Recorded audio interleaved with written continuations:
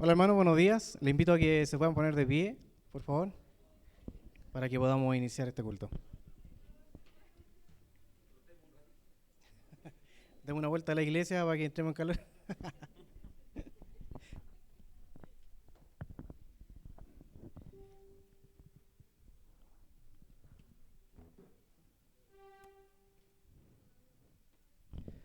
Buenos días hermanos a todos, espero que estén todos bien. Quiero aprovechar esta mañana partiendo dándole gracias al Señor por la vida de todos mis hermanos, aquellos que son padres de familia, padres de personas que a lo mejor le apoyan en la parte espiritual. Siempre tenemos algún referente a quien saludar hoy día, así que en el nombre del Señor te saludo hermano, feliz día del Padre y bueno, para iniciar este culto te quiero invitar a que oremos al Señor, a que nos presentemos delante de Él, a que aprovechemos este tiempo de buena forma, a que nos enfoquemos realmente en corazón, en espíritu y en verdad a adorar a nuestro Señor. Te invito a que oremos. Señor, te damos gracias por este día domingo, gracias por esta semana que tú nos has permitido vivir, Señor. Gracias por lo alto y los bajos, Señor, que hemos pasado, por las dificultades. Gracias por tú estar siempre con nosotros, Señor, porque una de tus promesas, Señor, que tú estarás con nosotros todos los días hasta el fin del mundo, Señor. Y eso es maravilloso, poder contar contigo siempre, Señor, poder en nuestra mente, en nuestra conciencia, poder saber que tú estás con nosotros, Señor. Y a pesar de nuestras faltas, Señor, de nuestra falencia, siempre ha estado acompañándonos, siempre ha estado en tu corazón, Señor, el deseo de hacernos crecer, de hacernos madurar y desarrollarnos en ti, Señor, que tu carácter se forme en nosotros. Así que te damos gracias, Señor, y hoy estamos aquí para adorarte, Señor, para exaltarte, para reconocer tu grandeza, reconocer tu misericordia y saber que tú eres nuestro Dios. Es lo más maravilloso que a nosotros nos puede pasar, Señor, el reconocerte a ti.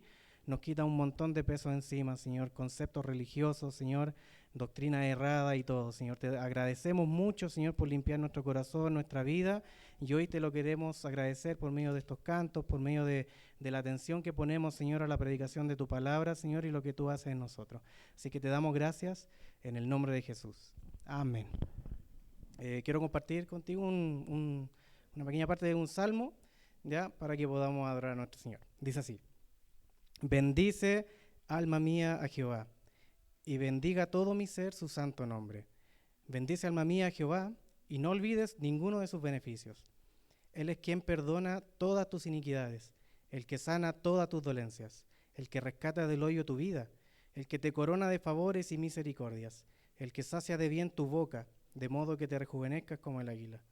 Jehová es el que hace justicia y derecho a todos los que padecen violencia. Sus caminos notificó a Moisés y a los hijos de Israel sus obras. Misericordioso y clemente es Jehová, lento para la ira y grande en misericordia. No contenderá para siempre, ni para siempre guardará el enojo. No ha hecho con nosotros conforme a nuestras iniquidades, ni nos ha pagado conforme a nuestros pecados. Porque como la altura de los cielos sobre la tierra, engrandeció su misericordia sobre los que le temen. Cuanto está lejos el oriente del occidente, hizo alejar de nosotros nuestras rebeliones. Como el Padre se compadece de los hijos, se compadece Jehová de los que le temen, porque Él conoce nuestra condición. Se acuerda de que somos polvo. El hombre, como la hierba, son sus días. Florece como la flor del campo, que pasó el viento por ella y pereció, y su lugar no la conocerá más. Más la misericordia de Jehová es desde la eternidad y hasta la eternidad sobre los que le temen, y su justicia sobre los hijos de los hijos, sobre los que guardan su pacto y los que se acuerdan de sus mandamientos para ponerlos por obra. Jehová estableció en los cielos su trono, y su reino domina sobre todos. Bendecid a Jehová, vosotros sus ángeles, poderosos en fortaleza, que ejecutáis su palabra, obedeciendo a la voz de su precepto. Bendecid a Jehová, vosotros todos sus ejércitos, ministros suyos, que hacéis su voluntad. Bendecid a Jehová, vosotras todas sus obras, en todos los lugares de su señorío. Bendecid, alma mía, a Jehová.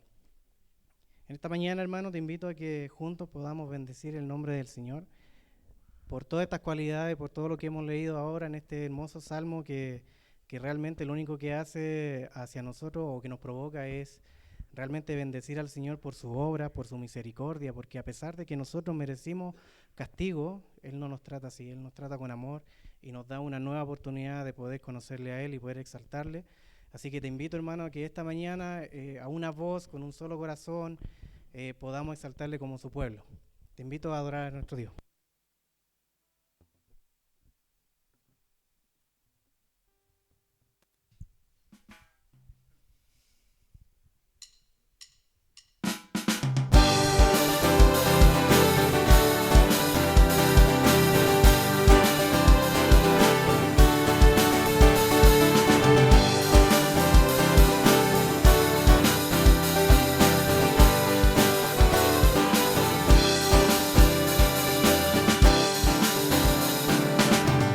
Incomparable, inigualable es tu amor y me rodea. Tú me abrazaste, me sonreíste, Señor, en mi pecado. Tu amor me alimenta, tu amor me sustenta.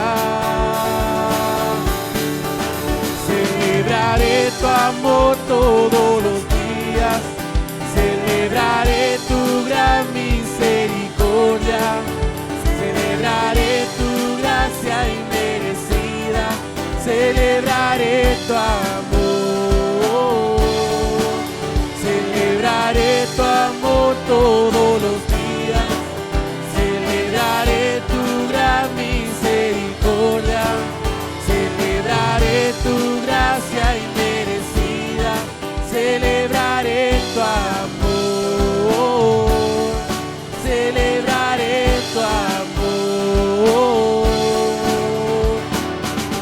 Inmensurable, inagotable es tu amor y nunca cambia. Estás conmigo, no me puedo escapar, aunque lo intenté. Tu amor es eterno, tu amor es perfecto. Celebraré tu amor todos los días, celebraré tu gran misericordia, celebraré tu gracia inmerecida, celebraré tu amor, celebraré tu amor todos los días, celebraré tu gran misericordia, celebraré tu gracia inmerecida, celebraré tu amor, celebraré tu amor.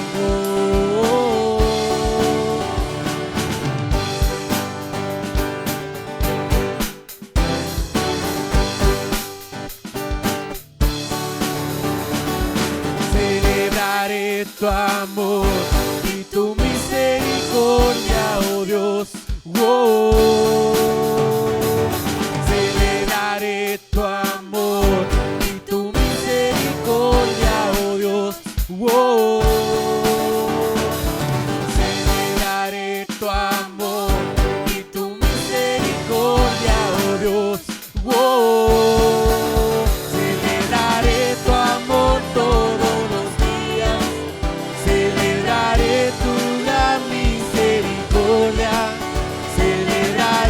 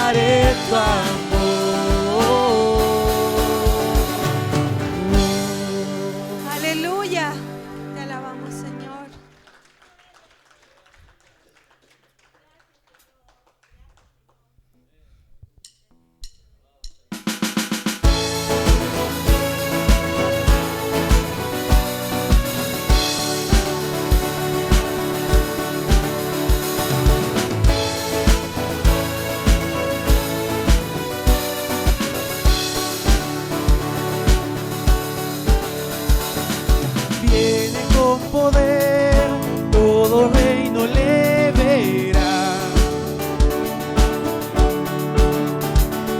Cadenas romperán y todos le adorarán. ¿Quién como el Señor Dios fuerte? Él es el león, león de Judá.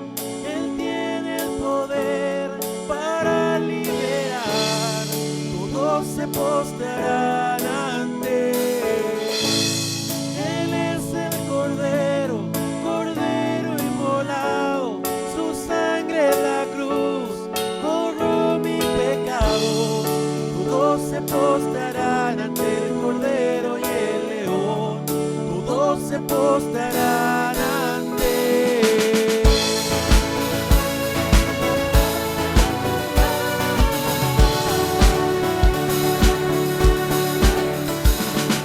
Abrí las puertas ya al Rey de Reyes y Señor,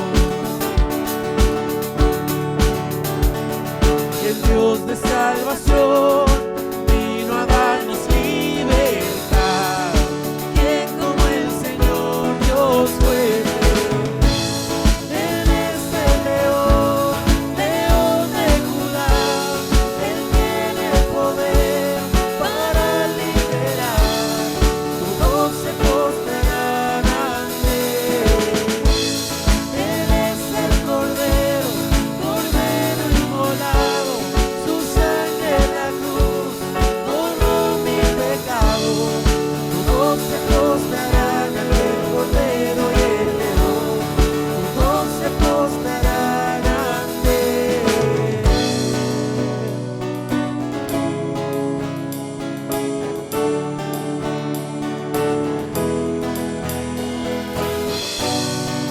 ¿Quién como el Señor Dios fuerte? ¿Quién como el Señor Dios fuerte? ¿Quién como el Señor Dios fuerte? ¿Quién como el Señor? ¿Quién como el Señor Dios fuerte? ¿Quién como el Señor Dios fuerte? ¿Quién como el Señor Dios fuerte? ¿Quién como el Señor?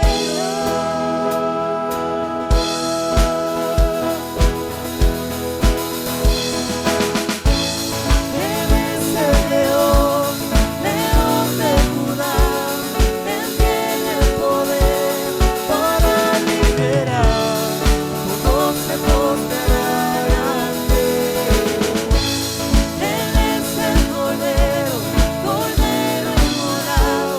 Su sangre en la cruz borró mi pecado. Todos se postrarán ante el Cordero y el León. Todos se postrarán ante él.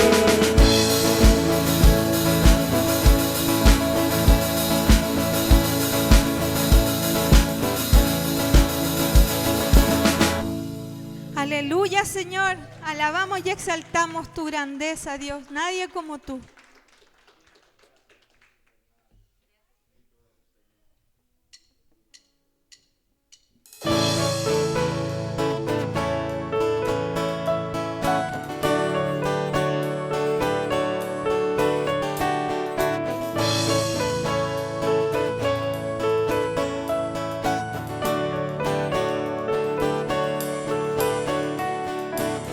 Quien rompe el poder del pecado, su amor es fuerte y poderoso.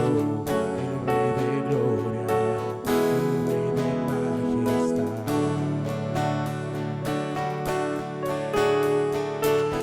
Conmueve el mundo con su estruendo y nos asombra con maravilla. El Rey de gloria, el Rey de majestad. Gracias sublime, perfecto es tu amor. Tomaste mi lugar, cargaste tú mi cruz.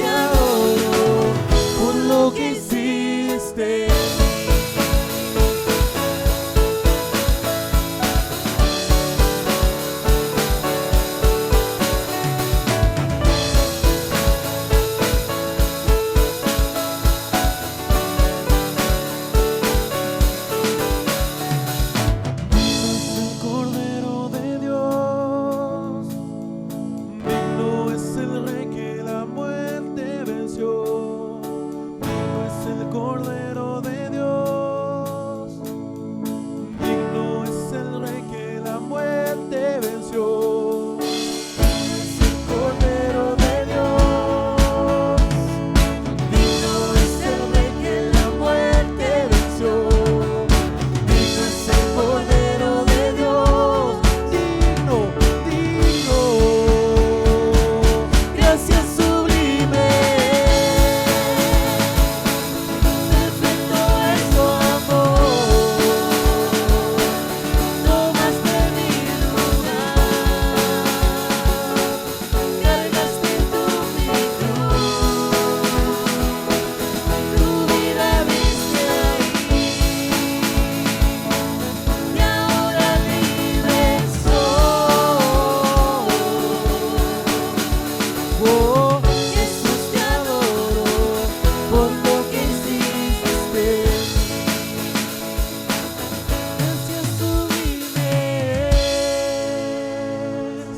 Perfecto es tu amor, tomaste mi lugar, cargaste tú mi cruz, tu vida diste ahí, y ahora libre soy. Oh, Jesús, te adoro por lo que hiciste en mí.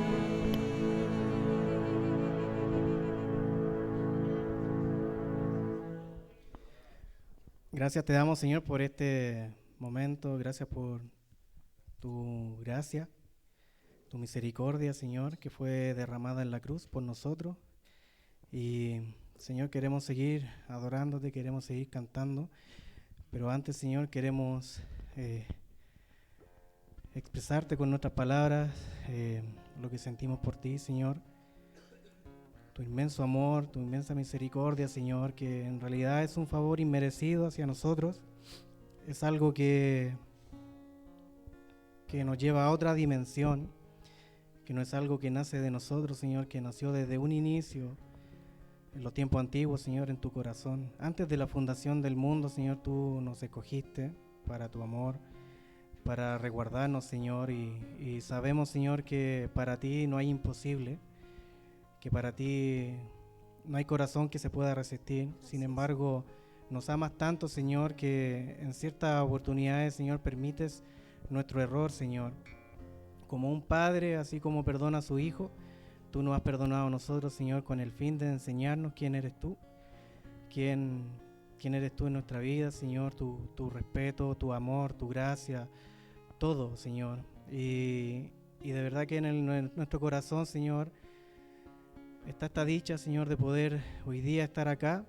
No me refiero en un lugar físico, Señor, sino que estar acá en tu presencia, Señor, en tu corazón, bajo tus alas, Señor, bajo tu protección, en tu vista, Señor, que ya no nos podemos escapar de ti, Señor.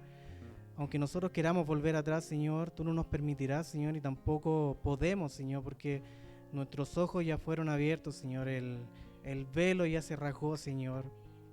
No hay vuelta atrás, Señor, en esto, y te pedimos que nos ayudes, Señor, a poder bendecir tu nombre como tú te lo mereces, Señor. A que podamos indagar más en tu palabra, Señor, para conocerte, Señor, en todas las aristas, Señor, no tan solo en la parte de la que es beneficio de nosotros, Señor, que es ser bendecidos por ti, Señor, sino también en el trato difícil, en la dificultad, en donde de repente nos preguntamos si existes o no, Señor. Yo sé, Señor, que tú estás ahí en medio de la aflicción, en medio de la dificultad, Señor, tú estás presente, Señor.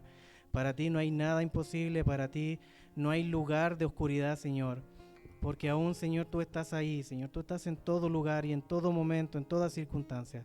Te invito, hermano, a que hoy puedas abrir tu corazón al Señor, a que puedas exaltarle a Él, independiente cuál sea tu condición en el corazón, lo que tú pienses, déjalo a un lado y medita en este Dios poderoso, en este Dios que habita y que sobrepasa nuestro entendimiento y sobrepasa todo conocimiento y que es más grande que nuestra vida, que este mundo.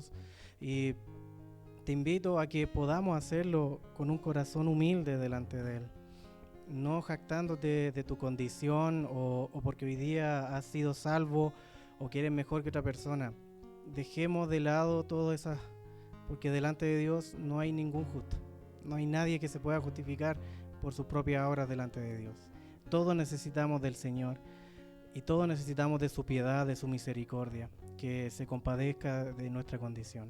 Y aún así Él no hace memoria de nuestros pecados, sino que nos limpia, nos purifica por medio de su sangre, por medio de la sangre de su propio Hijo, porque nadie podía pagar el precio más que Jesús por nuestras vidas.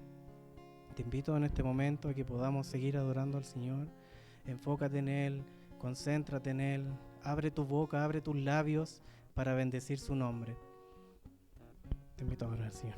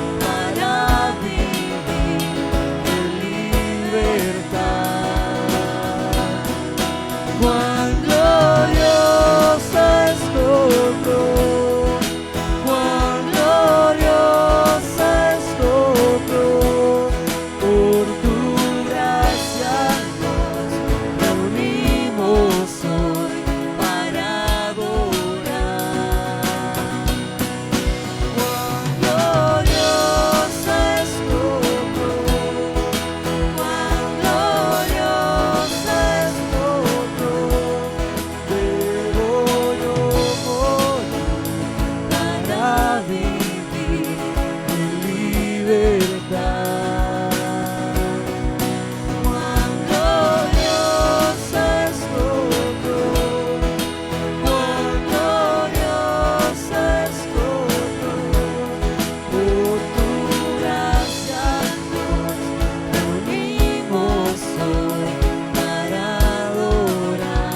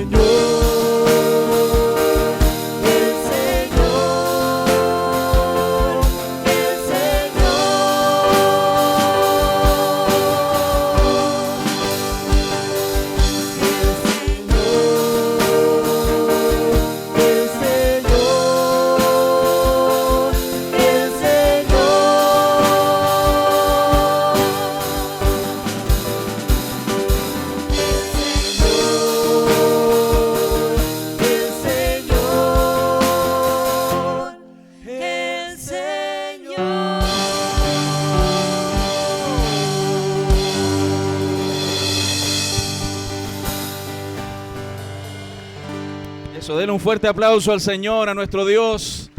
Merece toda honra, toda gloria. Te exaltamos, Señor. Te alabamos en esta mañana, Padre. Gracias, Señor, por tenernos vivos, por tenernos juntos, Señor, por tenernos unidos en una fe, en un bautismo, con un Señor, con un Padre, con un precioso Padre que nos ama y nos ha amado desde la eternidad y que no escatimó ni a su propio Hijo. Gracias te damos en esta mañana. Este día especial te celebramos a ti, Padre, porque tú nos amaste, Señor. Tú nos amaste como nadie en el mundo jamás nos amará, Señor. Bendito sea tu nombre, te exaltamos, te glorificamos a ti. Digno eres, Señor, de la honra, de la gloria, de que tu pueblo te cante, de que tu pueblo te alabe, de que tu pueblo te sirva, de que tu pueblo obedezca. Señor, tú eres digno. Tú eres digno y en esta mañana, Señor, te damos muchas gracias por este precioso día, por permitirnos, Señor, estar unánimes, Señor, en torno a ti, en torno a tu palabra, en torno a la relación del cuerpo de la iglesia. Gracias, Señor, porque nos has dado un lugar donde poder reunirnos, donde nos has dado un lugar, Señor, donde poder expresar, Señor, el evangelio, poder predicar tu palabra y juntos caminar hacia ti, hacia ese lugar santísimo, Señor, que tú abriste. Gracias, Señor. Te alabamos en esta mañana, Padre, en el nombre de Jesús. Amén y amén. Gloria al Señor. Pueden tomar asiento, hermanos queridos. Nuestros niños pueden salir a sus clases. En esta mañana damos gracias al Señor por cada uno de ustedes, por animarse a estar acá juntos como iglesia. Queremos dar gracias al Señor por aquellos que han cumplido años en esta semana, ¿no? Anita Quiroz, ¿dónde estás, Anita? Dios te bendiga, mi hermana, cumplió años esta semana. Bendiciones, Anita. También Bruno Gamboa, Bruno es de La Plantación, así que lo vamos a saludar esta tarde allá en La Pintana. Damos gracias al Señor. También quiero recordarles, queridos hermanos, que esta es la última oportunidad el día de hoy de poder inscribirse en los discipulados. Como explicaba la semana pasada, tenemos 3 ciclos en el año.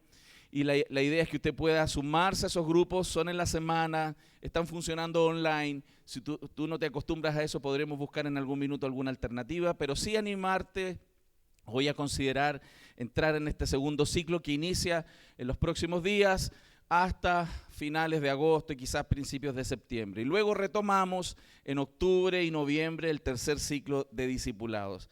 En nuestra iglesia tenemos como práctica piadosa estudiar juntos la palabra, recibir nuestro adoctrinamiento bíblico, entender las escrituras, conocer el evangelio, fundamentarnos, ¿cierto? Y no estar sobre arenas movedizas en nuestras convicciones. Así que quiero animarte a que si quieres y crees ser parte de esta iglesia, animarte también en este proceso de discipulado. Así que con nuestra hermana Ingrid, que está ahí atrás, Ingrid, para quienes no la conocen, ahí está, ella que está levantando la manito, nuestra hermana Ingrid, la esposa de Luis. Ella puede ayudarte en esa inscripción si es que no has recibido el link que ella regularmente está mandando a toda la iglesia. Vamos entonces también a ofrendar al Señor en esta mañana de lo que el Señor nos ha dado. Con mucha alegría lo hacemos, como dice la Escritura en Corintios, ¿no? Y a mí me impresiona el texto de cuando Pablo le daba ejemplo a la iglesia de Corintios de aquellos hermanos que en grande tribulación ellos habían decidido colaborar y servir, dando también de sus ofrendas, y lo consideraban un privilegio. Y espero que también nosotros en esta mañana así lo consideremos y podamos ofrendar al Señor. Vamos a orar. Padre, te damos gracias por el privilegio que nos da, Señor, de poder participar junto con los santos en aquella obra de Dios de dar, de ser generosos, para que tú, Señor, a través de estos medios que pones en tu iglesia, podamos seguir sirviendo, trabajando y expandiendo el mensaje del evangelio a toda criatura. Gracias porque el que hoy nosotros hayamos escuchado el mensaje es porque hubieron otros que sembraron antes de nosotros para que pudiéramos estar aquí escuchando el mensaje y la verdad maravillosa que nos ha dado vida y vida en abundancia. Señor, haznos fieles y comprender esta verdad maravillosa de que lo que hacemos hoy día dará a su tiempo fruto, y fruto maravilloso en el corazón de muchos aquellos que escuchan el evangelio. Dios, te damos las gracias y lo hacemos con alegría cantando en el nombre de Jesús. Amén. Vamos a cantar al Señor mientras ofrendamos. ¿Sí?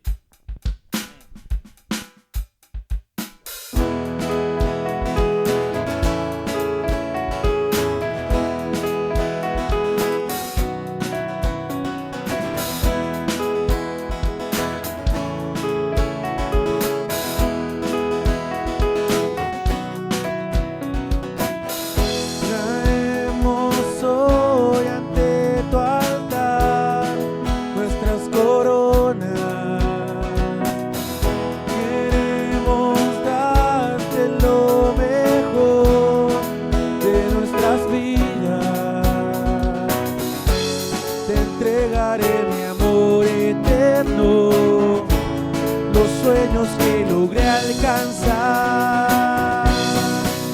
Te daré lo mejor de mi vida.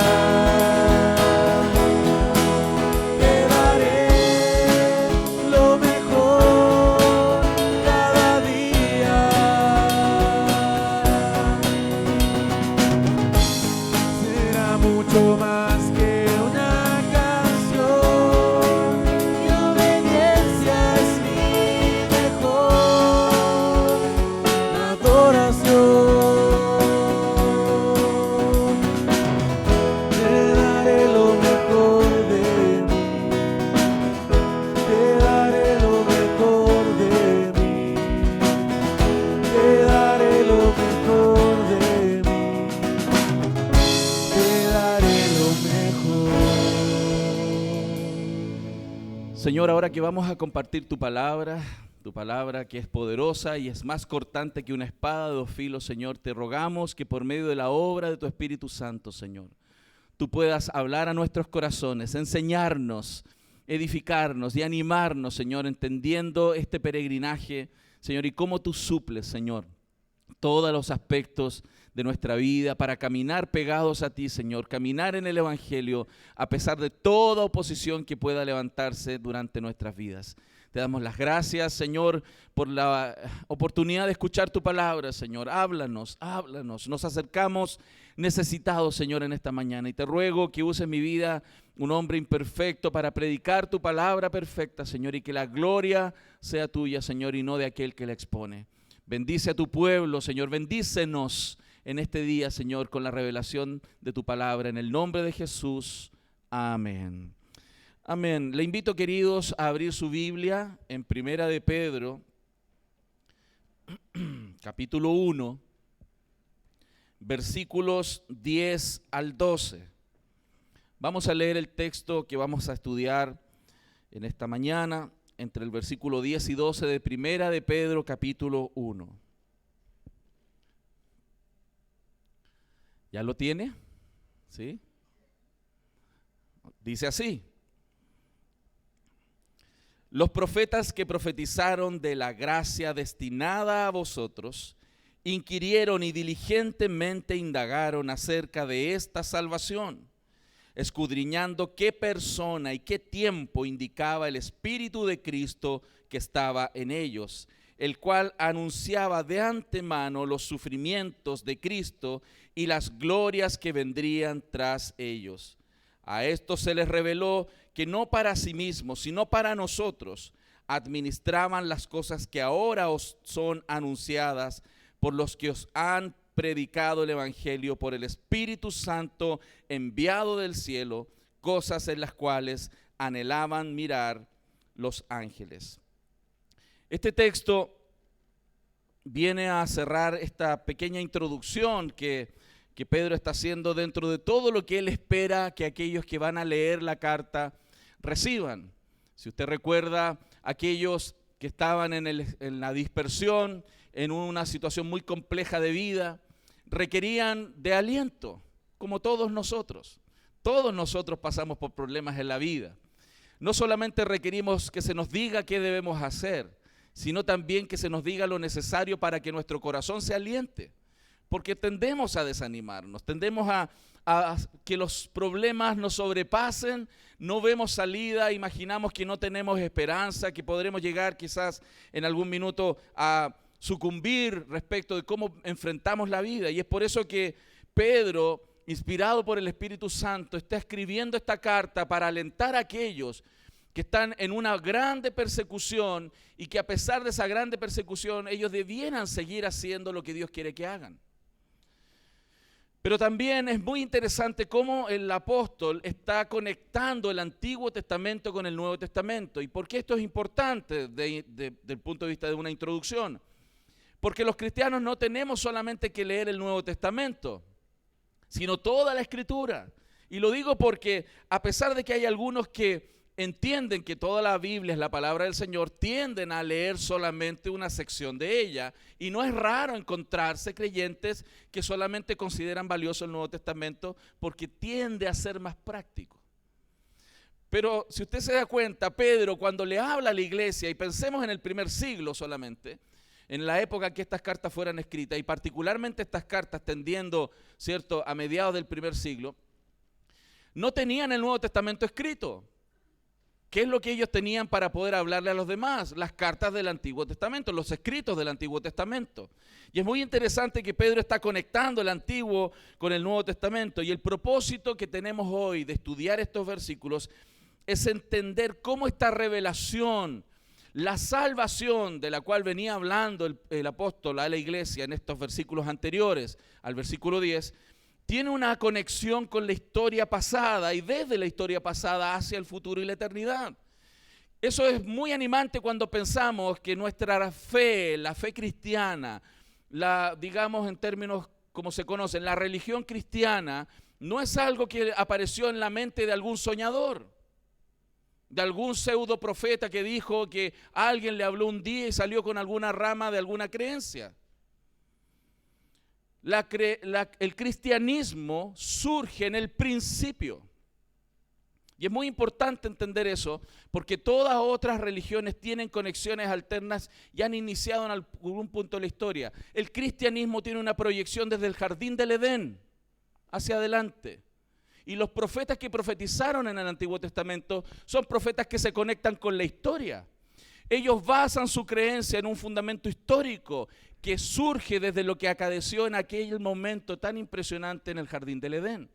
Y eso es importante porque desde ese momento, desde el protoevangelio predicado ahí, como dicen los teólogos, en Génesis, y particularmente en Génesis 3:15, donde Dios promete que de la simiente de la mujer vendría aquel que le pisaría la cabeza a Satanás y éste le heriría en el calcañar. Desde esa primera declaración profética de Dios, de ahí en adelante vienen sucediendo aquellas cosas que Dios ha prometido que se cumplan.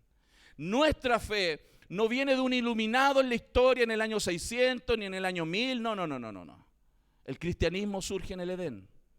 La fe cristiana surge en el Edén. Desde ahí, los primeros que caminaron en la tierra decidieron creerle a ese Dios que había prometido que enviaría a aquel que le pisaría la cabeza a Satanás.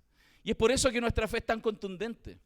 Lamentablemente aquellos que hablan de ella es porque no conocen la Biblia y hacen elucubraciones.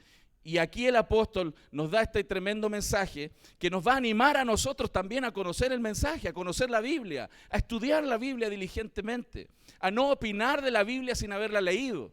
Porque no es raro que personas vean por aquí, ven un video por aquí, ven un video por acá, ven una persona por aquí y no leen la Biblia. Y andan como con, así, yo digo con el síndrome de los labios separados. ¿Entienden cuál es ese síndrome? Escuchan a uno y les da sentido y lo siguen. Después escuchan a otro y les da sentido, pero ellos no escudriñan la Biblia. Son como ovejas detrás de un falso pastor. Hermanos, Pedro está dándonos una alerta en ese sentido. Yo creo y espero en Dios que también nos aliente a todos nosotros a ser cristianos bíblicos, a ser cristianos de la palabra, que amemos la palabra, que escudriñemos las Escrituras. Y es por eso que Pedro está haciendo esta conexión entre el Antiguo Testamento y el Nuevo Testamento, porque si él va a alentar a estos hombres que están en persecución, a estas mujeres que están sufriendo, a estos niños que están sufriendo, él necesitaba darles contundentes razones para seguir creyendo lo que estaban creyendo. Porque no es raro que algunos cristianos abandonen la fe, personas retrocedan en su fe cuando la presión aumenta. Lo que aquí está haciendo es darles un fundamento sólido sobre el cual pararse para seguir adelante. La salvación recibida, en términos resumidos, este texto nos está mostrando que la salvación que la iglesia recibe en el Nuevo Testamento es una salvación dada desde el principio, anunciada por los profetas, que un plan muy antiguo estaba teniendo realización en esos tiempos. Se estaban cumpliendo las cosas que se habían prometido. Hermanos, hay más de 300 profecías en el Antiguo Testamento que se cumplieron literalmente. No hay ninguna religión en el mundo que pueda decir eso. cosas que se anunciaron siglos antes pasaron literalmente. Por lo tanto, el fundamento para seguir adelante no es una fe ciega. No es una fe ciega. Sería muy tonto de parte nuestra caminar en la vida con una fe ciega. El cristianismo es una fe contundente, sólida, en hechos reales, y desde esos hechos reales, incluso que se anunciaron en el tiempo, en la historia, con muchísima anticipación y con mucho detalle, se cumplieron. Y si se cumplieron de esa manera, ¿cómo no vamos a esperar que el resto que está ahí se cumpla? Por lo tanto, creo que en estos textos vamos a reconocer algunas verdades preciosas que debieran alentar nuestros corazones en tiempos difíciles. Yo no sé cómo estás tú hoy día en detalle. Conozco algunos casos. Me encantaría poder conocer todos los casos y en profundidad. Sin embargo, a pesar de cómo esté tu corazón, el Evangelio es la única esperanza para nuestras vidas, sólida. Todas las esperanzas que nos ofrecen otras visiones del mundo no van a lograr responder coherentemente todas las necesidades que nosotros tenemos y el sentido de la vida y etcétera. Por lo tanto, cuando vemos el versículo 10, y en esta oportunidad vamos a ir mirando parte a parte del texto, vamos a darnos cuenta aquí en el versículo 10 que hay una profecía maravillosa sobre la gracia. Esto se anunció. No es que apareció un conejo de un sombrero, como haría un mago. No es que de repente, así como que Cristo iba caminando y dijo, wow, parece que yo me parezco a ese que decían. No, estaba anunciado, estaba planificado. Era una estrategia muy bien desarrollada. Una estrategia, un plan eterno tan impresionantemente detallado, tan impresionantemente esbozado y planificado, que cuando uno empieza a observar esos detalles se asombra. ¿Cómo es posible que dentro de tanto tiempo, circunstancias, las cosas sucedan tal y cual como Dios las dijo? ¿Saben por qué? Porque Él lo dice en Isaías, que Él es un Dios y no hay otro como Él. ¿Y en qué sentido Él lo dice en Isaías? Que Él anuncia el fin desde el principio. Él es el único que puede anunciar el fin desde el principio. Y que su consejo prevalecerá y Él hará todo lo que Él quiera. Le pregunto, ¿alguno de ustedes tiene esa capacidad? Ni nos acercamos. ¿Cuántos planifican su semana y les sale al revés? ¿Cuántos planifican su día y les sale diferente? Estamos lejos de tener esa capacidad. Dios no. A Dios nada le sorprende. Dios lo que Él planifica lo cumple. Hermano, entonces cuando entendemos que Dios está detrás de nuestra historia, porque nosotros pertenecemos a su historia, tenemos que confiar. Y eso es lo que Pedro está tratando de decirle a ellos. Confíen a pesar de todo. A pesar de que el mundo se les cae a pedazos. Yo estoy ahí. Yo estoy controlando. Yo los voy a llevar al lugar donde los quiero llevar. Y eso debiera sostener el corazón de aquellos que están afligidos. Cuando hablamos de la profecía de gracia, esta profecía de gracia que está siendo anunciada, el versículo 10, usted lo tiene ahí frente a usted, dice que acerca de esta salvación, dice el texto, ¿no? Que estaba anunciada acerca de esta salvación. ¿Cuál salvación? Bueno, cuando vemos un poquito antes lo que estudiamos la semana pasada, que nuestro querido Jonathan predicaba, y si leemos desde el 5 en adelante, vemos que dice que sois guardados por el poder de Dios mediante la fe para alcanzar salvación. Y el verso 9 dice, obteniendo el fin de vuestra fe, que es la salvación de vuestras almas. Entonces, cuando leemos el verso 10, ¿de qué salvación está hablando? De esa salvación que venía hablando, que es una salvación incontaminada, inmarcesible, inmarchitable, una salvación que debiera estar en nuestro corazón a pesar de ser afligido por diversos tipos de pruebas. De ese contexto está hablando. Y le está diciendo que además de entender que esta salvación que está dada en el pasado, tiene una proyección hacia el futuro. De hecho, el verso 10 dice, los profetas que profetizaron la gracia destinada a vosotros. Después de hablarnos de la salvación real, en el tiempo real, conecta con la salvación que viene desde el pasado de una manera impresionante. Estos hombres eran profetas del Antiguo Testamento.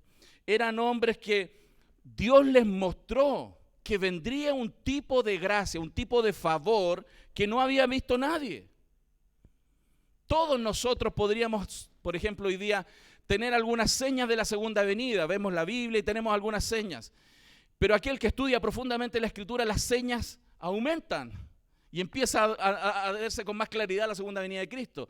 Ellos hicieron esa pega en el Antiguo Testamento. Ellos comenzaron a estudiar y se empezaron a dar cuenta que había una gracia increíble, un evento que vendría, que cambiaría la historia. Cambiaría la historia de la humanidad.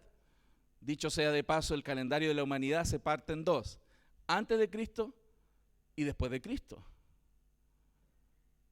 En cualquier parte del planeta, ¿no? Bajo cualquier religión.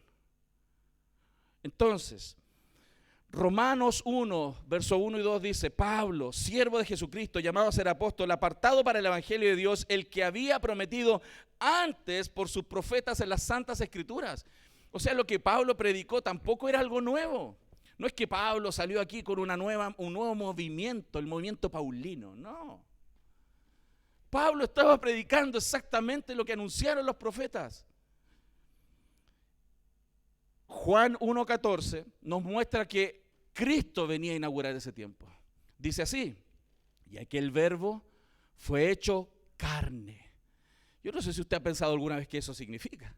El verbo, Dios, se hizo carne y habitó entre nosotros.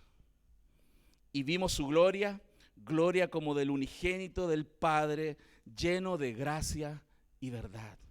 O sea, la manifestación de Dios en la tierra. Esto no es mitología. Es Dios el que hizo el cielo y la tierra. Vino, caminó entre nosotros. Y los que estuvieron ahí vieron con sus ojos físicos su gloria. Ellos estaban viendo el cumplimiento de promesas, profecías tremendamente antiguas. Y esa gracia, hermanos, debiera impulsarnos, esa gracia del Evangelio, esa gracia prometida, debiera impulsarnos como impulsó a estos creyentes a una vida diferente. Citando Tito 2, del 11 al 12, les recuerdo: porque la gracia de Dios se ha manifestado para salvación de todos los hombres, enseñándonos que renunciando a la impiedad y a los deseos mundanos, vivamos en este siglo sobria, justa y piadosamente. Entonces, inmediatamente tenemos que sacar una conclusión de esto: que el evangelio que nosotros tenemos, la gracia que nosotros hemos recibido, el periodo en la historia que nosotros aquí, Cristo Eterno Redentor, está viviendo, y que esos que estaban en la dispersión en la época de Pedro estaban viviendo, es muy superior a lo que los creyentes del Antiguo Testamento estaban viviendo. Muy superior. Es una época donde tenemos todo lo que los del Antiguo Testamento anhelaban tener. Ellos lo que veían en sombras, nosotros lo podemos ver con claridad. Y nos ha sido revelado en la santa palabra de Dios. Y podemos experimentarlo. Los santos del Antiguo Testamento fueron salvos por gracia a través de la fe en el Mesías que vendría. Yo digo, eso es más difícil aún. Nosotros somos salvos por la fe en alguien que ya vino.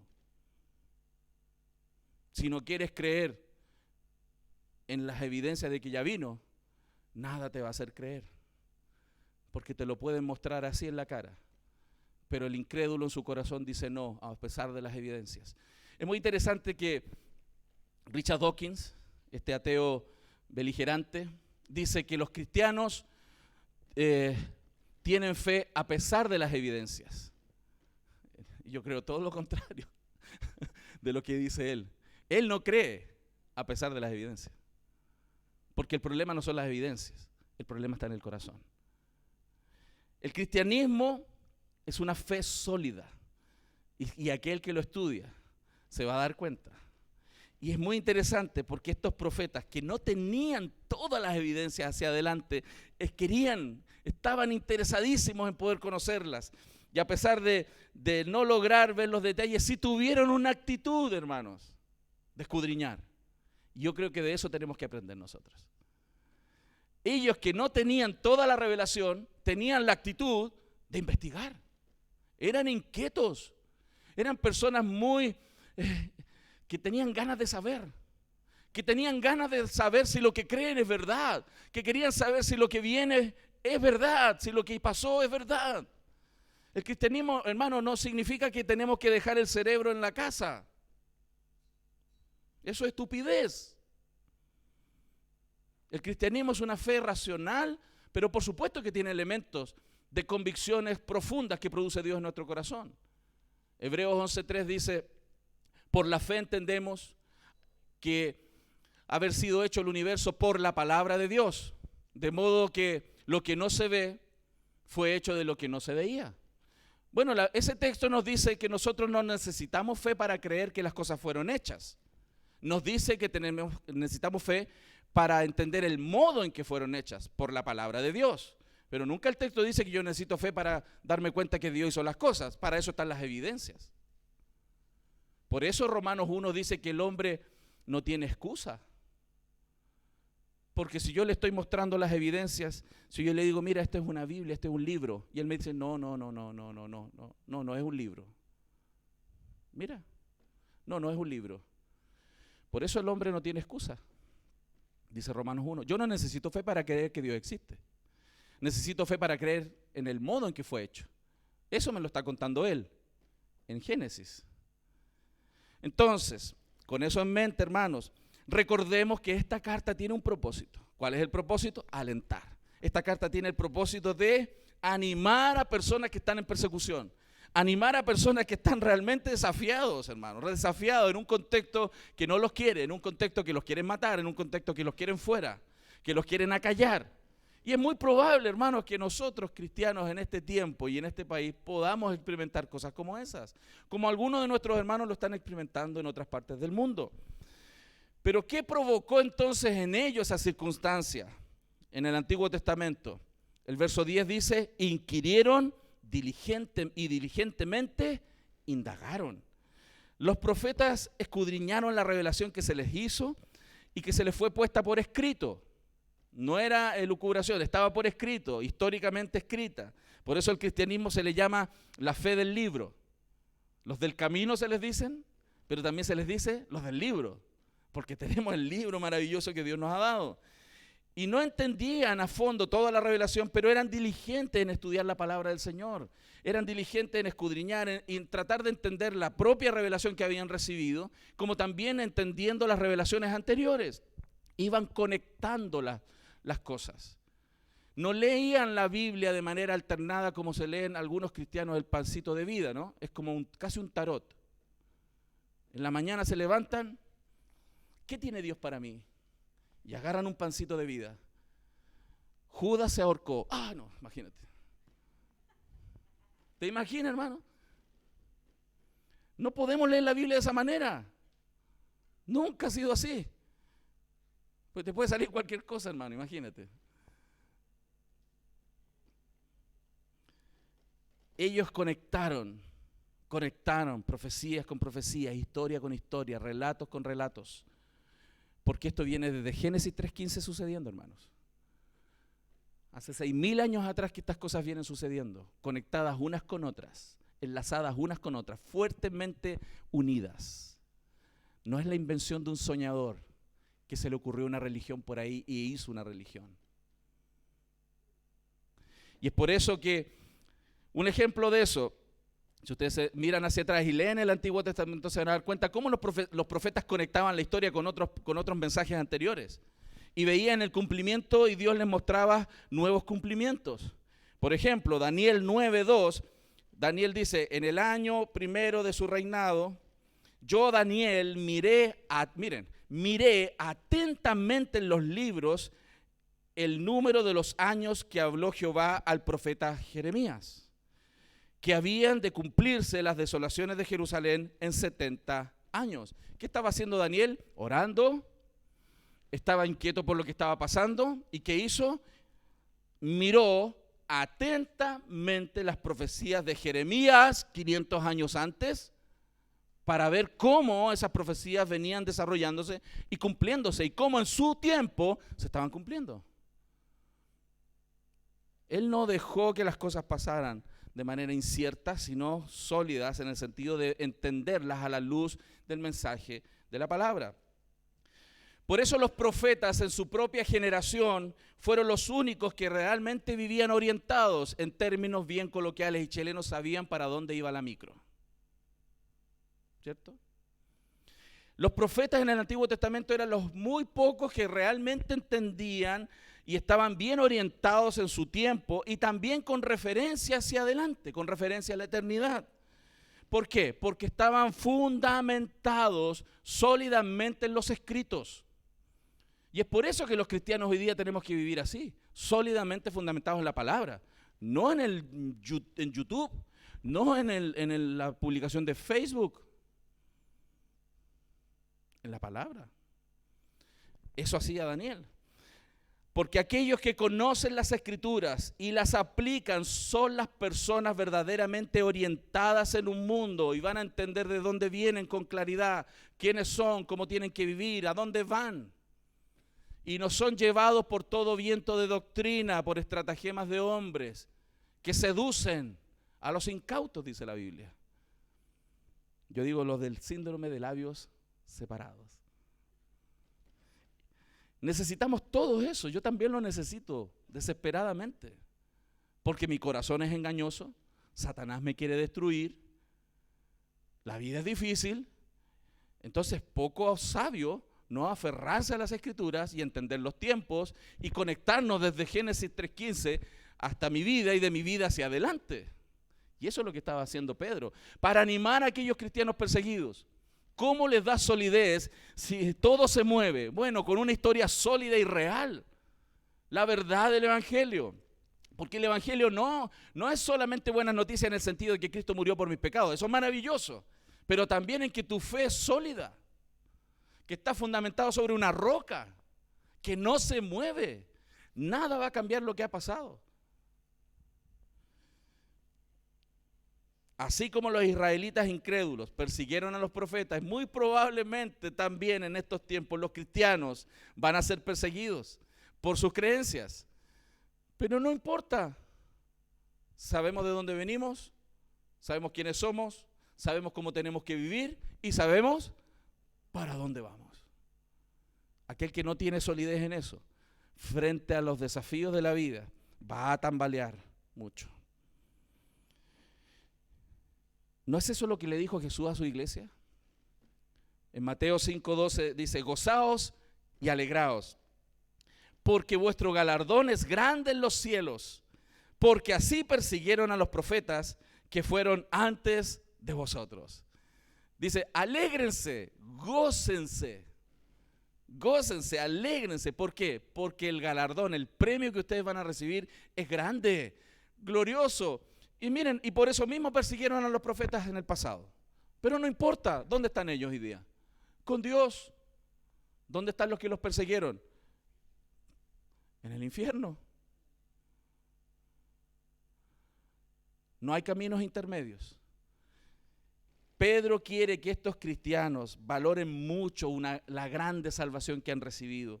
¿Para qué? Para que se animen y puedan soportar los tiempos difíciles. Evidentemente no todos los tiempos son así, pero ellos estaban viviendo un tiempo así. Muy probablemente algunos de los que están aquí están pasando los mejores años de su vida y otros los peores. Pero en cualquiera sea la circunstancia, la salvación debe ser una fuente de aliento firme en el corazón de los creyentes, sobre todo en tiempos de angustia.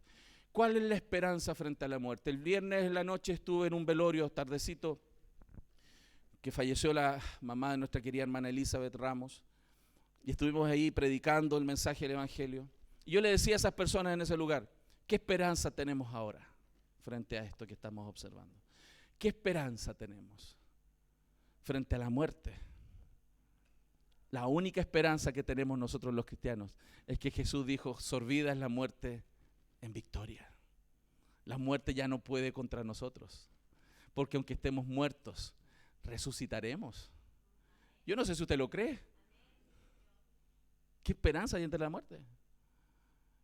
Por supuesto nos entristecemos, porque hay afectos, hay muchas cosas, pero hermanos, seremos liberados de esta condición de muerte para una condición plenamente de vida.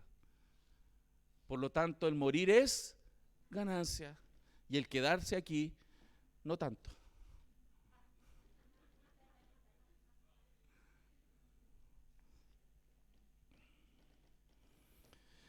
Los hombres de la antigüedad entonces estaban dispuestos a sudar sangre si fuese necesario para saber a respecto de esta salvación, para experimentar en sus propias vidas lo que es estar convencido de una salvación tan grande. Mateo capítulo 13, verso 17 dice: porque de cierto os digo que muchos profetas y justos desearon ver lo que veis y no lo vieron, y oír lo que oís y no lo oyeron. En el Antiguo Testamento a ellos les hubiera encantado escuchar lo que ustedes y yo hoy día escuchamos. A ellos les hubiera encantado estar aquí con nosotros escuchando el sermón. A ellos les hubiera encantado escuchar que Cristo murió y resucitó, y hay evidencia más encima. Evidencias históricas impresionantes que los más grandes estudiosos no pueden negar. A ellos les hubiera encantado escuchar de lo que dijo Pablo, de lo que dijo Pedro. Les hubiera encantado. Eso lo dijo Jesús. Lucas 10:24, porque os digo que muchos profetas y reyes desearon ver lo que veis y no lo vieron, y oír lo que oís y no lo oyeron. O sea, los evangelios nos muestran cómo Cristo le estaba diciendo: hey, si ustedes están viendo, me están viendo ahora, ustedes están viendo el cumplimiento de lo que la gente en el Antiguo Testamento nunca vio. Solamente caminó con esperanza en lo que se les prometió. Pero ustedes lo están viendo. Y hermanos, nosotros estamos caminando con una solidez tremenda hacia atrás. Si tu fe hoy día es débil en esto, necesitas escudriñar las Escrituras. Si tú estás en la iglesia porque tu papá te lleva, si tú estás en la iglesia porque hay que ir, porque nos hace bien, porque es bueno para mis niños, va a llegar el día donde tú vas a requerir convicciones profundas en tu corazón. Y es por eso que Pedro estaba alentando a estos creyentes a aferrarse en una sólida fe histórica. ¿Qué más buscaban? El versículo 11 nos habla que hay predicciones también acerca de Cristo. Fíjense, el verso 11, ellos estaban investigando, dice, escudriñando qué persona y qué tiempo. Ellos no sabían bien qué venía. El diablo tampoco sabía, no tenía idea. Le pilló por sorpresa. ¿Quién era? ¿Quién era? ¿En qué tiempo vino? Pero Dios tenía todo planificado. La Biblia dice en Gálatas que Cristo nació en el tiempo perfecto, nacido de mujer, bajo la ley, para redimir a los que estaban bajo la ley. No podía venir en otro lugar donde la ley no hubiera sido dictada. Tenía que nacer bajo esa ley para vivir la ley perfecta, para cumplir la ley y poder ser el Cordero perfecto que quita el pecado del mundo y morir por nosotros en la cruz. Todo eso estaba planificado, el día y la hora. Si usted lee los evangelios se va a dar cuenta que Cristo caminaba y le decían, ¿cuándo va a venir el tiempo? Y decía, todavía no, falta. Después cuando se venía acercando decía, estamos más cerca del tiempo. Y después cuando iba a ir a la cruz, ahora es el tiempo. Esa precisión es de Dios. Esa precisión de los tiempos es de Dios. El que el planeta gire como gira, a la velocidad que gira, con la inclinación que gira. Que no tenga un porcentaje más cerca del sol o menos más lejos. Un 2% más cerca del sol nos quemamos, un 2% más lejos del sol nos congelamos. Los ciclos del agua, los ciclos del aire, todo funciona perfecto, que ni los científicos hoy logran entender. Yo converso con amigos científicos, Ricardo, Jaime y otros que conozco, y a ellos les vuela la cabeza, aunque sean doctorados, postdoctorados, están tratando de rascar la realidad y no la entienden. No entienden la gravedad, no la entienden. Todos nos enseñan la gravedad, ¿cierto? Nos enseñan los efectos, nos enseñan la fórmula, ¿cierto? De cómo calcular, si yo tiro una manzana, cuánto se demora en caer. Recuerdo esas tareas en el colegio. Pero nadie sabe cómo funciona. ¿Por qué? ¿Nadie entiende el cosmos? ¿Apenas están rasgando por fuera algunas ideas, teorías tras teorías? Hermanos, si todo es así incierto en la realidad, ¿cuánto necesitamos nosotros tener la certeza sobre lo que creemos? ¿Por qué estamos aquí hoy día? ¿Por qué usted se levantó esta mañana y está aquí hoy día? ¿Por qué viene a escuchar este mensaje? Usted tiene que tenerlo muy claro. Y yo le animo a seguir escudriñando las Escrituras para fortalecer sus convicciones, su fe.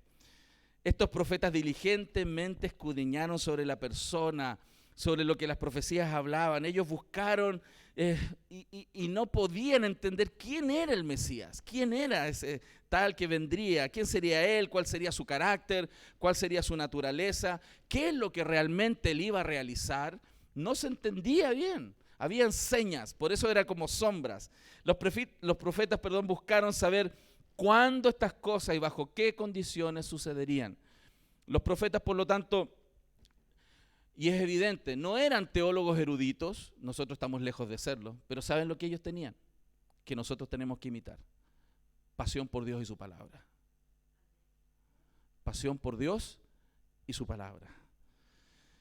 Estos eran hombres llenos del Espíritu Santo, llenos del Espíritu de Cristo, dice el texto incluso, que les animaba y les hacía entender lo que tenía que pasar.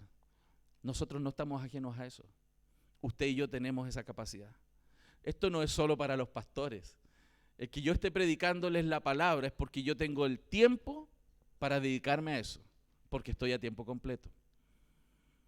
Pero no es solo privilegio de los pastores estudiar la Biblia.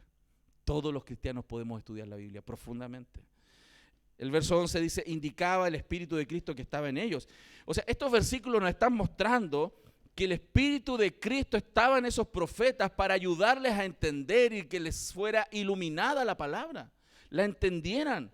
El Espíritu real de Cristo, que después vino encarnado, estaba en ellos. Puede referirse al Espíritu Santo como parte de la Trinidad, puede ser la segunda persona de la Trinidad en ellos mismos. Ahí hay lucha entre los estudiosos. Pero sea como sea, Dios estaba en ellos, hermano, para ayudarles a entender la palabra. Romanos 8:9 dice, mas vosotros no vivís según la carne, sino según el Espíritu, si es que el Espíritu de Dios mora en vosotros, y si alguno no tiene el Espíritu de Cristo, no es de él. O sea, los que tienen el Espíritu de Dios en ellos son de Dios, nacieron de nuevo, pero además pueden escudriñar las Escrituras y Dios hablarles y entender todas las cosas. Y eso es precioso. Es más, el verso 11 dice, el cual anunciaba de antemano los sufrimientos de Cristo. Las profecías del Antiguo Testamento estaban posicionando la verdad de la resurrección, la verdad de que vendría Cristo y lo que sucedería después de eso, las glorias que vendrían después de eso. Hermanos, qué glorioso es que alguien abra su corazón, crea en Jesús y es salvo. Usted no necesita hacer nada para ser salvo, solo creer. ¿No es glorioso eso? ¿No le trae gloria al Salvador? Porque usted ni yo nos tenemos que llevar ningún porcentaje de gloria en nuestra salvación. No es que Dios me salva y Él participa en el 99% y yo en el 1%. No, ni el 0,1, hermano. Ni el 0,00001% nosotros. Solo Cristo. Y eso es glorioso. Y que los pecadores como nosotros seamos salvos y redimidos para siempre, eso es glorioso. Son glorias increíbles, victorias impresionantes. La victoria de Cristo en la cruz no tiene parangón en la vida. La victoria, ahí es donde Satanás fue humillado. Todos sus enemigos fueron humillados. Y los que quedan todavía a medio morir saltando van a ser humillados, hermano. Y todos van a tener que doblar sus rodillas. Y todos van a tener que proclamar, confesar que Jesús es el Señor. Él es el Señor. Por lo tanto, a pesar de sufrir en la vida, Pedro le está diciendo a estas personas que estaban sufriendo, hermanos, ustedes son victoriosos. Ustedes van a reinar por siempre con Cristo. Ustedes, aunque mueran, van a vivir. Y los que los han perseguido van a morir. Y eso es maravilloso. Es un consuelo y una esperanza real. No es una falsa esperanza. No es como aquellas personas que alguien que está sufriendo le dice, ya vas a estar mejor. El tiempo va a arreglar las cosas. A veces el tiempo lo empeora. ¿Cierto? O los que nos estamos poniendo viejos no nos damos cuenta que el tiempo está empeorando las cosas. ¿Les ha pasado, no? El tiempo no está mejorando, la está empeorando. Pero creer en Jesús resuelve todo. todo, hermano, todo.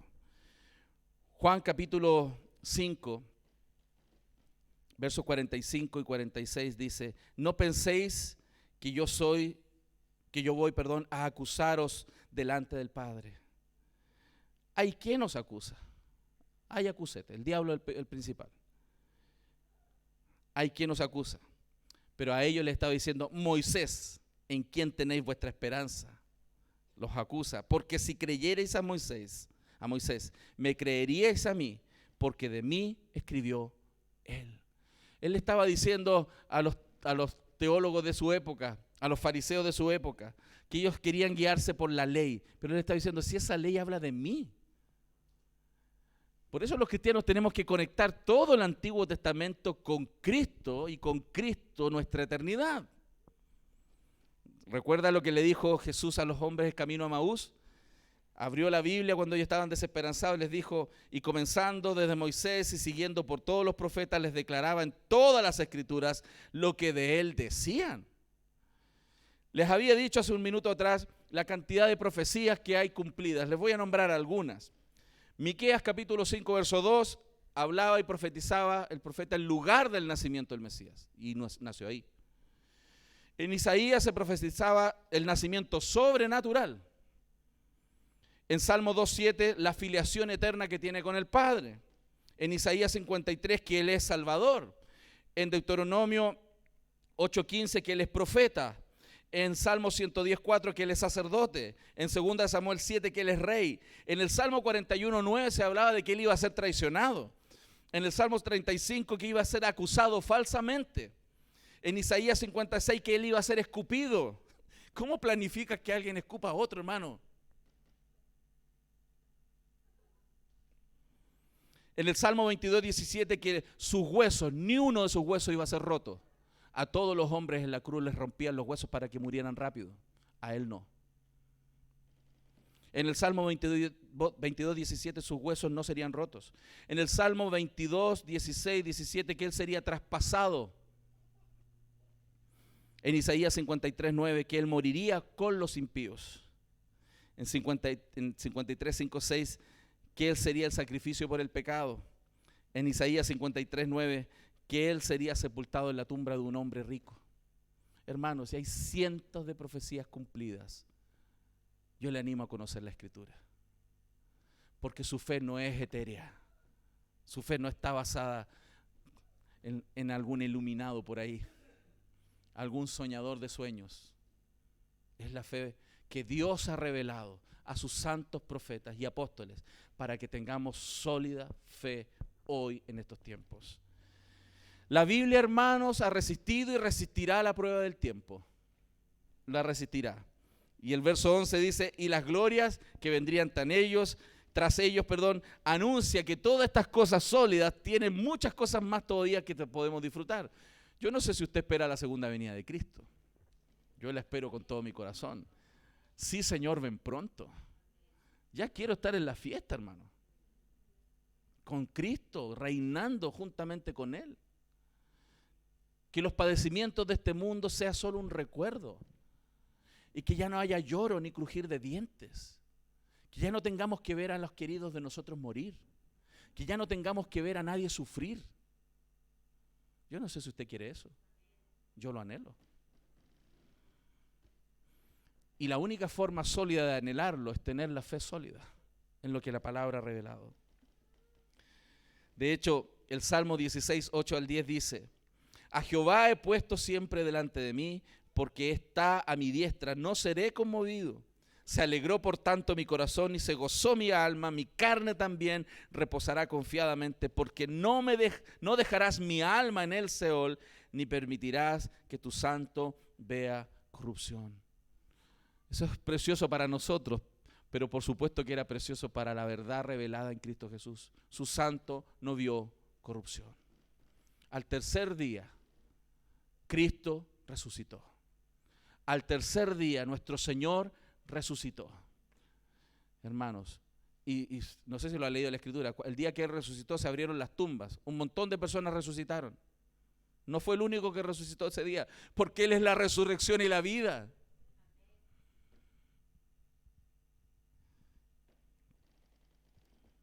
Por eso, hermanos, en todo tiempo y con mayor razón en tiempos difíciles, escudriñar las Escrituras y crecer en la gracia y el conocimiento de Dios a través de ella es lo que ustedes y yo necesitamos. Y tenemos que alentarnos a eso. ¿Qué es lo que hacemos en la iglesia? Predicar la palabra. ¿Qué es lo que hacemos en los grupos pequeños? Alentarnos a revisar, a reflexionar, a aplicar la palabra, a recordarnos los mensajes del Evangelio, a corregir las conductas que tenemos para fundamentarnos en el camino que corresponde. ¿Por qué? Porque es una fe sólida que tiene que ser estructurada, consistente en nuestros corazones. Aquellos que se pierden de eso, se pierden en el mundo, hermanos. Por eso Pedro, de hecho más adelante en el versículo 18 del capítulo 3 de la segunda carta dice: antes bien, creced en la gracia y el conocimiento de nuestro Señor y Salvador Jesucristo. A Él sea la gloria ahora y hasta el día de la eternidad. Amén. Pedro sigue proyectándolos hacia el futuro y les dice: sigan creciendo en la gracia y en el conocimiento de Cristo, para que lleguen a ese lugar que el Señor ha tenido preparado. Un tercer punto que veo en el texto, en el versículo 12, dice que esto tenía que ver con los preparativos para la iglesia. A esto se les reveló. ¿Qué se les reveló? Que vendría un grupo de personas como nosotros, que no somos muy especiales, ¿no? Somos como todos, necesitados, que tenemos lucha entre nuestros corazones, que nos gusta vivir bien, que no queremos sufrir, que nos gusta tener cosas, como todos, pero también como todos pecadores. Y a esto se les reveló. Los profetas, después de mucho y laborioso estudio, queridos, recibieron algunas respuestas concretas, algunas cosas que no entendieron por un lado, pero recibieron otras cosas concretas. Ellos estaban en la misma posición que nosotros hoy en el sentido de la segunda venida. Nosotros tenemos cosas concretas en la Biblia y hay otras cosas que no cachamos todo, ¿cierto? Por eso hay algunos que dicen, no, que viene el año 2000, otro aparece por acá, que el 2005, que otro aparece por acá, no, eso ya es milenial, otro es postmilenial. Y eso no invalida la Escritura. Si los profetas en el Antiguo Testamento estaban igual, Dios les mostró algunas cosas concretas y ellos escudriñaron, pero otras no se las mostró. ¿Hasta cuándo lo entendieron? Cuando Cristo vino. Hay cosas que nosotros vamos a entender solamente cuando Cristo venga, por segunda vez. Y ahí vamos a decir, los amileniales estaban equivocados, los dispensacionalistas la tenían. Y otros decir, no, se equivocaron los dispensacionalistas, eran postmileniales, le achuntaron. Si eso da lo mismo, hermano. Y el que quiere invalidar la Escritura no entiende cómo Dios proyecta su revelación progresiva. El verso 12, que no para sí mismos, sino para nosotros administraban las cosas. El texto está diciendo que estos profetas se daban cuenta que iba a venir un grupo de gente que ellos no conocían, que esa gente iba a recibir algo increíble, esa gracia que ellos no lograban dimensionar. Y hermano, ustedes la tienen. Ustedes la tienen. A ustedes les fue dada. Ustedes la recibieron. Yo la recibí. Y si eso no es valioso en tu corazón hoy, yo te animo a que lo valores, a que aprendas a valorarlo, si no entiendes lo que esto significa. Y si tienes dudas, pregunte, para que se dé cuenta que es algo que los profetas le hubiera encantado tener, pero que tú y tus hijos lo pueden tener hoy día. Verso 12, las cosas que ahora son anunciadas por los que os han predicado el Evangelio por el Espíritu Santo enviado del cielo. ¿Por qué estamos predicando hoy día? Porque el Espíritu Santo vino a nosotros. ¿Recuerdan Pentecostés? ¿Para qué vino el Espíritu Santo? Para poner un fuego en el corazón de sus hijos, que les hiciera abrir la boca y predicar el Evangelio desde Judea, Jerusalén, Judea, Samaria y hasta lo último de la tierra. Porque el Espíritu Santo obró en hombres y ha obrado en hombres y mujeres durante toda la historia. Nosotros estamos aquí escuchando el mensaje del Evangelio. Nosotros estamos en el último lugar del mundo, como dice Montaner, luego de la cordillera.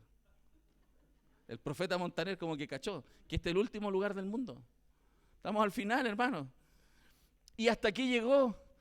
Y no sé si usted ha leído un poco la historia del cristianismo en Chile, cómo contrabandeaban Biblias por la cordillera y por el mar para predicar el Evangelio, y cómo nuestros queridos hermanos pentecostales han predicado, hasta hermanos le han ido a predicar hasta los pingüinos allá en el sur.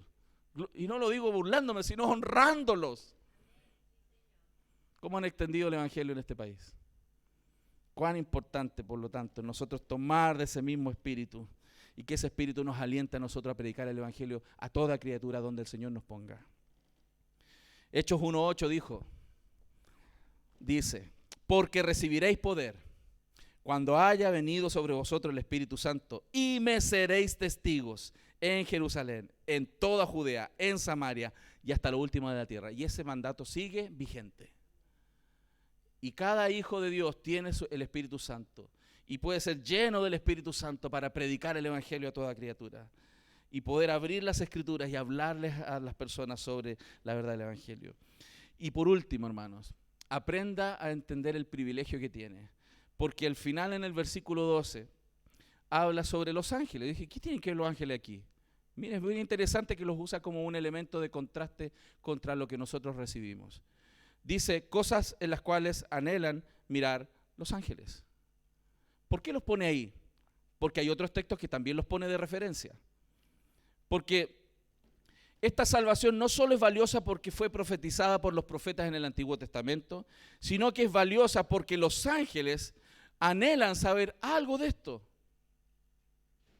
A ellos les encantaría entender. A ellos les encantaría estar en la posición que nosotros estamos.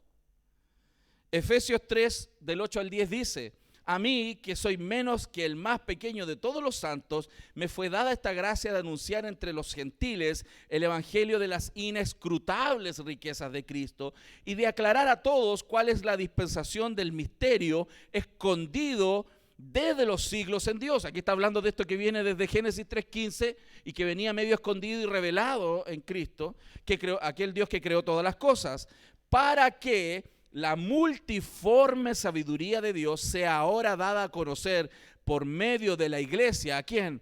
A los principados y potestades en los lugares celestiales. Sí, es verdad, usted y yo le predicamos a las personas, pero cada vez que usted predica, cada vez que usted vive el evangelio, cada vez que usted está en el proceso de santificación, le está mostrando a los ángeles y a los demonios la verdad. 1 Corintios 4:9. Porque según pienso, Dios nos ha exhibido a nosotros, los apóstoles, como postreros, como a sentenciados a muerte, pues hemos llegado a hacer espectáculo al mundo, a los ángeles y a los hombres. Los ángeles están mirando. Wow, ¿cómo es que el Lucas puede ser salvo? ¿Cómo es que la Yael puede ser salva?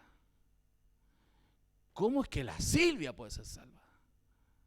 ¿Cómo eso es posible? ¿Y cómo? Ellos ven lo que hacemos. Ellos saben lo que hacemos. Ellos saben lo que vemos. Ellos saben lo que tocamos. Ellos nos observan. Y dicen, ¿cómo estos pueden ser salvos? ¿Y cómo es que Dios los va a llevar de ser tan pecadores a personas que se van pareciendo a Cristo? Ellos están mirando. 1 Corintios 11:10. Por lo cual la mujer debe tener señal de autoridad sobre su cabeza. ¿Por causa de quién dice el texto? Los ángeles. Si los ángeles tienen que ver, ellos están siendo espectadores y no pueden creer lo que está pasando. No pueden creer lo que está pasando. Que personas como nosotros vamos camino al cielo, hermanos. Y mientras sufrimos siguiendo las pisadas de Cristo, vamos camino al cielo. Eso les impresiona. Lucas 15:10, así os digo que hay gozo delante de los ángeles de Dios por un pecador que se arrepiente. Los ángeles dicen, cuando uno de nosotros se convirtió, el día que se convirtió, los ángeles estaban... ¡Ah! A lo mejor ese día eras tú aquí en la tierra, era el único contento, pero arriba había barra. Porque ellos no pueden creer lo que pasa.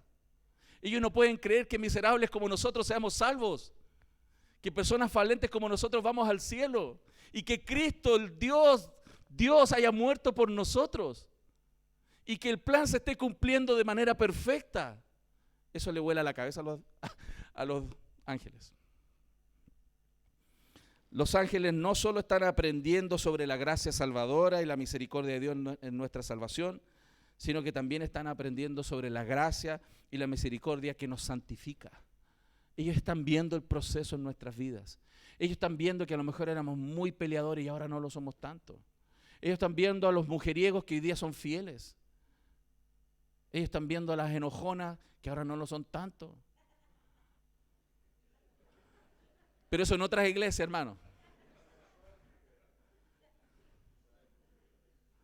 Quizá hay ropa tendida. Vamos a concluir. Yo creo que este mensaje nos da una lección muy importante. Si usted se da cuenta, esta carta tiene un mensaje principal, que es la esperanza en el sufrimiento y seguir haciendo lo que Dios dice en medio del sufrimiento. Eso es central. Dios quiere que nos demos cuenta también de que Jesús vino a este mundo a eso, a sufrir.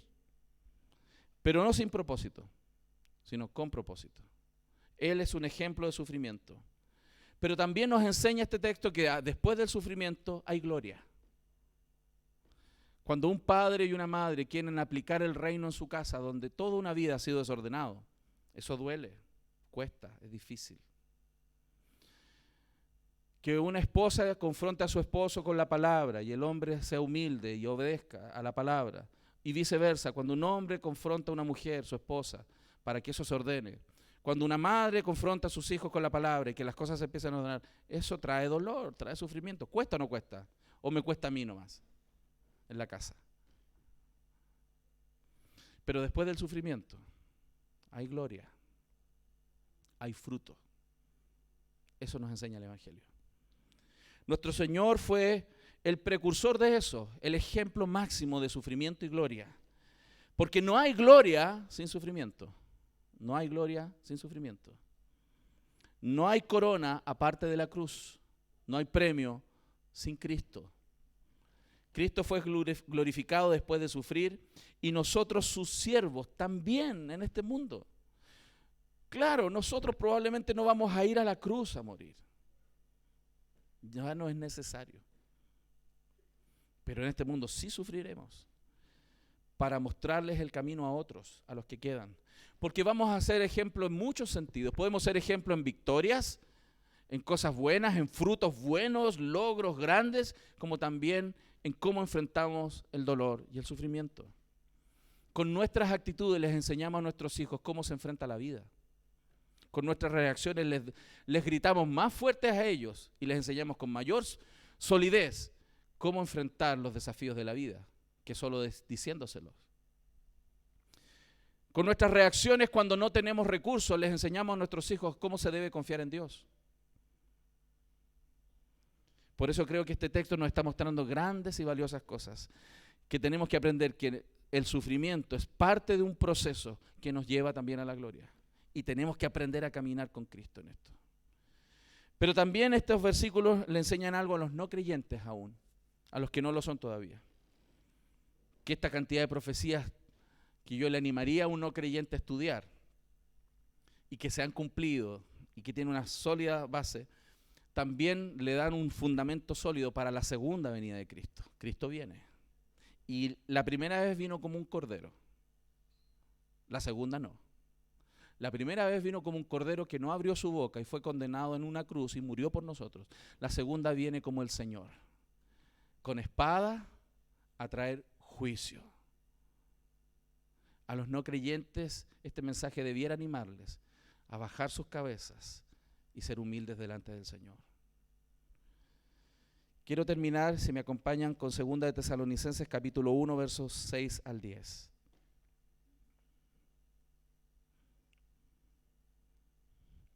Segunda de Tesalonicenses capítulo 1, versículos 6 al 10.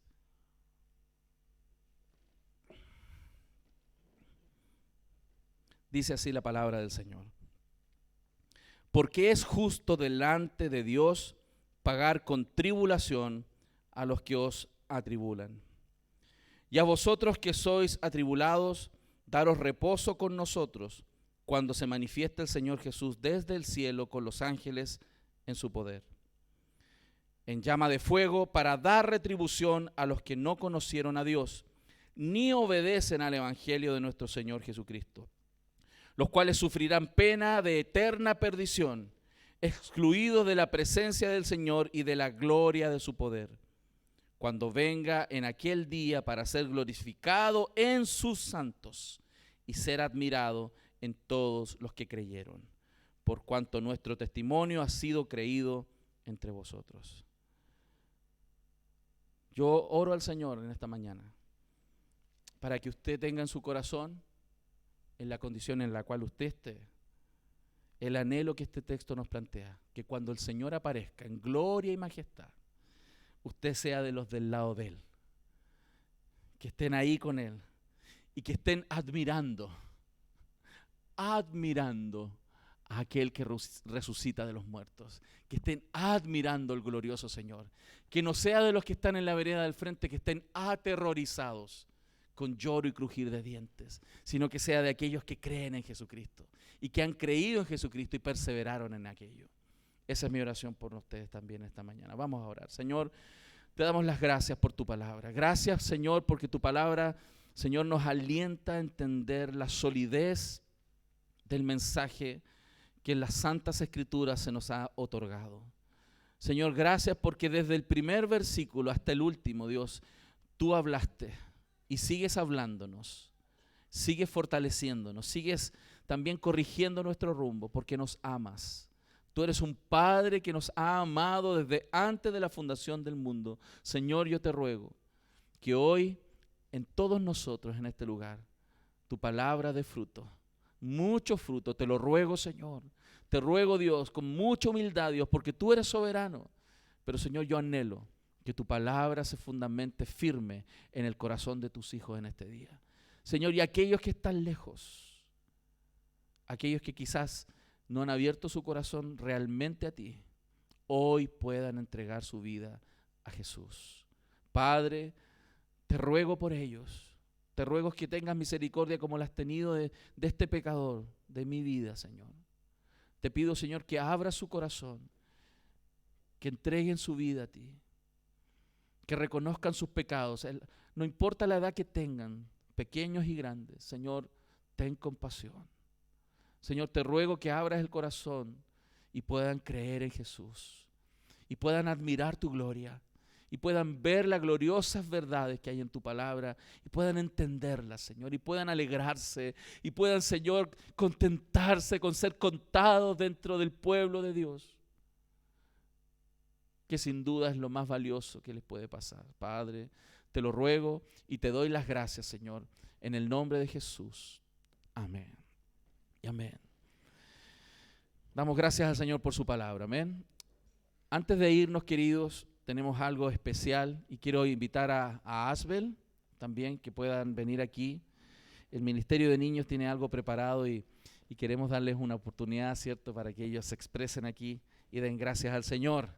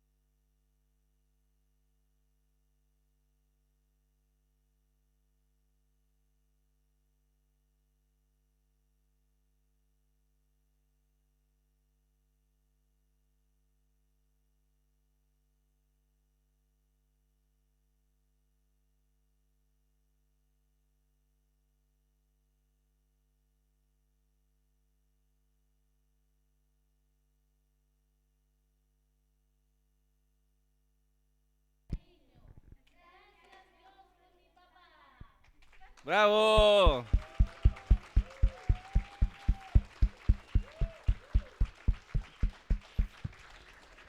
Súper, qué hermoso, hermoso.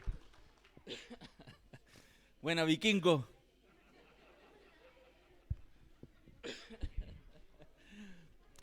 Quiero pedirle a los que son padres que se pongan de pie, por favor. Vamos a orar por los papás de la iglesia.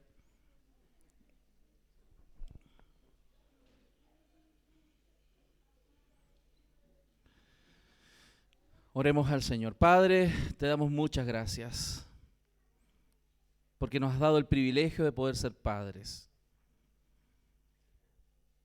Tú nos conoces, Señor, incluso más allá de lo que nuestras propias esposas nos puedan conocer. Tú conoces nuestras debilidades. Tú conoces nuestras luchas, Señor. Tú conoces lo que nos cuesta, Señor. Tú conoces nuestras tentaciones. Tú conoces nuestro corazón. Señor, gracias porque nos has dado, Señor, el privilegio de poder estar en un hogar, con una familia. Señor, reconocemos que no hemos sido buenos en todo, Señor. En algunas cosas hemos fallado en muchas, Señor. Pero tú eres nuestro ejemplo. Tú eres el Padre perfecto. Y queremos pedirte en esta mañana, y yo oro, Señor, por todos los varones, los padres en especial, de que nos enseñes tú, Señor, a ser mejores padres. No solo en algunos sentidos, sino en la mayor cantidad de áreas que tú nos permitas crecer. Señor, fortalece el corazón de estos hombres, Señor, fortalece sus vidas, llénalos de tu palabra y tu sabiduría, Señor. Llénalos de fortaleza, llénalos de amor por su familia, Señor. Llénalos de ti, más de ti, Señor, y menos de nosotros. Eso es lo que esperamos. Yo te ruego, Señor, que este sea un día especial para ellos y que en sus hogares, Señor, puedan honrarte a ti y agradecerte a ti por todo lo que tú les has dado. Señor, bendíceles y bendice sus familias, bendice sus descendencias, Señor, sus hijos, los que vendrán, los nietos, los bisnietos, Señor. Todas las generaciones hacia adelante, bendícelas, porque tú eres un Dios que bendice nuestras generaciones. Yo te pido por ello, Señor, y te damos las gracias por este precioso día donde tú, nuestro Padre, Señor, nos sigues encaminando a ser padres conforme a tu palabra. Te adoramos, Señor, en el nombre de Jesús. Amén. Amén. Démosle un aplauso a estos varones. Bueno, nos ponemos en pie todos, vamos a concluir para terminar y quiero volver a animarles a que se inscriban en el discipulado. Y también no se ponga, como dije el domingo, las zapatillas de clavo y salga corriendo para afuera, sino que aproveche también de compartir unos minutitos con sus hermanos. Señor, te damos muchas gracias por esta mañana, oramos por la iglesia, oramos por nuestros hermanos que están enfermos, Señor, aquellos que hoy no han podido venir y los que pueden estar aquí, Señor, condolencias, te rogamos por ellos, Señor, que tú obres en sus vidas, en sus cuerpos, en sus corazones, Señor. Oramos por las familias representadas aquí en esta iglesia, Señor, en este lugar. Fortalece los matrimonios, restaura, Señor, las relaciones rotas. Ayúdanos, Señor, a estar en paz como tú quieres que lo estemos. Señor, fortalécenos y danos sabiduría para esta semana que comienza, Dios, que podamos ser efectivos en el mensaje del Evangelio, prósperos en todo lo que hagamos, Señor, porque tú estás con nosotros donde quiera que vayamos. Nos vamos de este lugar con tu bendición, la del Padre, del Hijo y del Espíritu Santo. Y la iglesia del Señor dice: amén. Salúdense, hermanos, en el amor del Señor.